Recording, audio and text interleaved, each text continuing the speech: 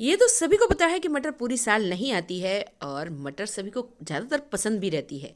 तो इसको मैं इसी तरह से ही बिल्कुल ही मार्केट की तरह ही स्टोर करके रख लेती हूँ, यानी कि फ्रोज़न मटर बनाकर रख लेती हूँ, जो बहुत ही आसानी से हो जाती है। आपको पता है कुछ ही टाइम में मटर का सीज़न जाने वाला है, तो आप भी इस तरह से इसको स्टोर करके रख सकते हैं, जो 1 से 2 साल तक बिल्कुल भी ख़राब नहीं होगी। हेलो दोस्तों, मैं हूँ राधा, आप देख रहे हैं राधा की रसोई में किटी जी।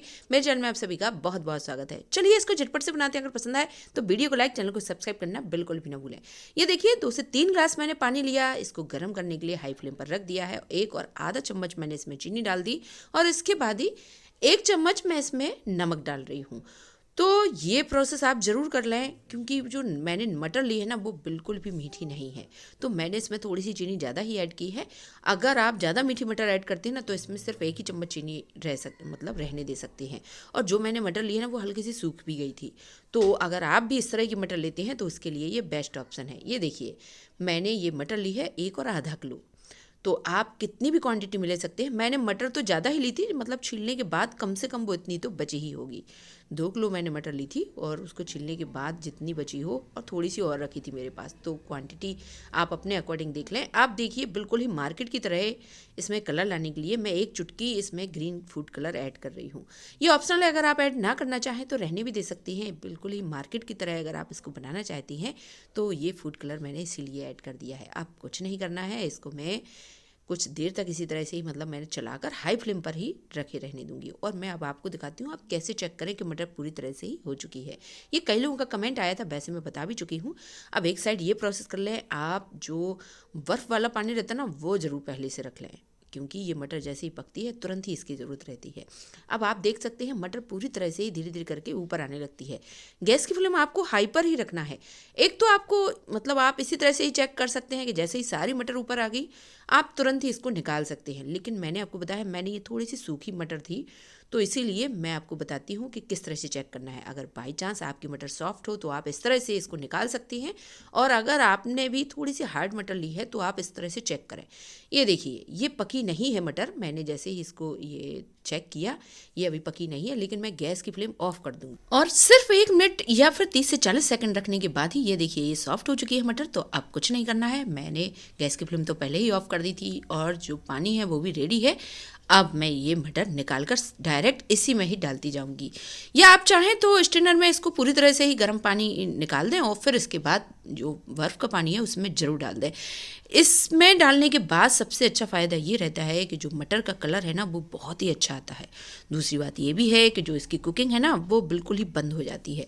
तो इसी तरह से ही आपको बर्फ़ का पानी ज़रूर लेना है और सारी मटर इसमें धीरे धीरे करके डालती जानी है। तो मैंने आपको बताया है, अगर आप बिल्कुल ही सॉफ्ट मटर लेते हैं तो आपको यही प्रोसेस करना है। झटपट से स्ट्रेनर में निकाल कर आप ठंडे पानी में डाल दें। मैंने आपको बताया है कि ये मटर मैंने थोड़ा सा थिक, मतलब कि वैसी थी सूखी सी, तो इसीलिए मैं इस तरह से काम कर रही हूँ। देख सकते हैं कलर कितना ज़्यादा अच्छा आया है। तो इस तरह से बिल्कुल ही मार्केट की तरह ये मटर बनकर तैयार हो जाती है। तो मैंने इसको, मतलब ठंडा जो पानी था वो भी मैंने एक साइड करके, अब कुछ नहीं करना है, इसका थोड़ा सा पानी निकाल लेना है।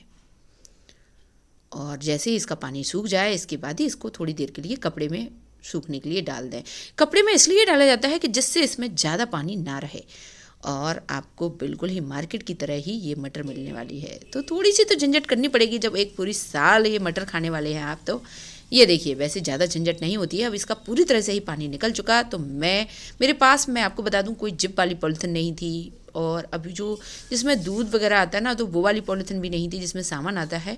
तो मेरे पास नॉर्मल पॉलीथिन पड़ी हुई थी, तो मैं इनमें ही स्टोर करके रख रही हूँ। तो अगर आपके पास जिप वाली पॉलीथिन हो ना तो आप उसमें ज़रूर स्टोर करके रख सकते हैं, या फिर आप दूध वाली जो पॉलीथिन रहती हैं जिनमें दूध आता है या फिर सामान आता है वो वाली पॉलीथिन भी ले सकते हैं। मैंने नॉर्मल इसी तरह से ही पॉलीथिन ली और इस तरह से इनको बंद करके रख दिया है। अब कुछ नहीं करना है, इनको आप फ्रीज़र में रख दें पूरी रात। फ्रीज करने के बाद फिर मैं आपको सुबह में दिखाती हूँ ये मटर किस तरह से हो जाती है। एक बात का आपको जरूर ध्यान देना है, ये मटर आपको ज़्यादा क्वांटिटी में नहीं लेना है।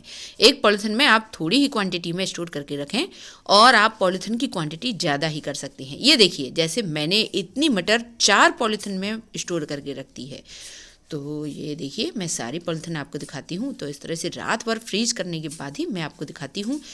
अगर आप भी इसी तरह से ही ये स्टोर करके रखते हैं, यकीन मानिए आप खुद जब पूरी साल स्टोर करके मतलब करने के बाद फिर कमेंट करके जो बताएं कि मुझे कि ये मटर आपकी ख़राब हुई थी कि नहीं हुई थी। बिल्कुल हो ही नहीं सकती ख़राब, क्योंकि मैं हर साल इसी तरह से ही स्टोर करके रखती हूँ, क्योंकि मुझे तो बहुत ज़्यादा ज़रूरत पड़ती है, कुछ ना कुछ बनाती रहती हूँ, इसीलिए तो मैंने सोचा चलिए आपसे भी इस तरह का ये वीडियो शेयर करूँ। हालांकि पहले भी मैं आपसे ये फ्रोज़न मटर का वीडियो शेयर कर चुकी हूँ। आप इस तरह से अपने घर पर बहुत ही आसानी से बनने वाली ये फ्रोज़न मटर तैयार कर सकती हैं, जो 1 साल क्या 2 से 3 साल भी स्टोर करके रख सकते हैं।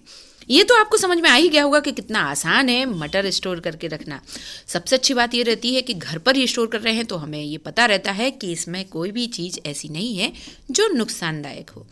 तो ये तो आपको पता चल ही गया होगा। इस तरह से आप भी अपने घर पर अब ये मटर स्टोर करके ज़रूर रखें। जो रखते हैं अच्छी बात है, जो नहीं रखते हैं वो स्टोर करना शुरू ज़रूर कर दें।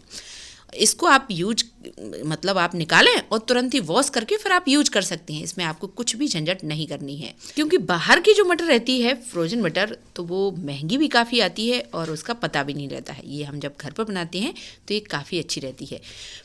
अगर आपको ये पसंद आता है वीडियो तो चैनल को लाइक, सब्सक्राइब और शेयर करना बिल्कुल भी ना भूलें। कोई सजेशन हो तो ज़रूर दें। Thank you.